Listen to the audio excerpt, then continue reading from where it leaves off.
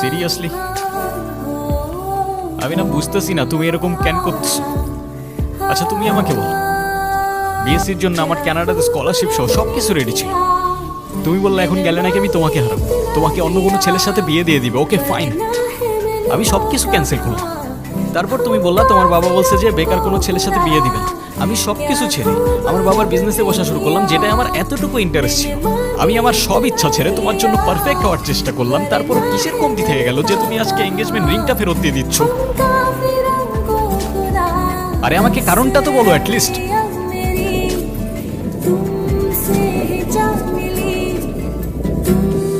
কোনো কারণ নেই, আমার মনে হচ্ছে না আমাদের একসাথে থাকাটা possible. That's it. That's it? Seriously তোমার মনে হচ্ছে না আমাদের একসাথে থাকাটা পসিবল? What about me? আমার কি মনে হচ্ছে সেটার কোনো ভ্যালু নাই? আমার সাইডটা কে দেখবে রুহি? দেখো, এত কথা বাড়ানোর কোনো মানে নেই, অযথা সময় নষ্ট করো না। সময় তো তুমি আমার নষ্ট করছো। এরকমটাই করার হইলে আমার লাইফটা কেন নষ্ট করলা? ভেঙে ফেলার হইলে সব আগেই ভেঙে ফেলতা, নাকি হুট করে এখন বেটার কাউকে পেয়ে গেছো? তোমার যা ভাবার তুমি তাই ভাবতে পারো, আমার কোনো প্রবলেম নেই। আরে প্রবলেম তোমার থাকবে কেন?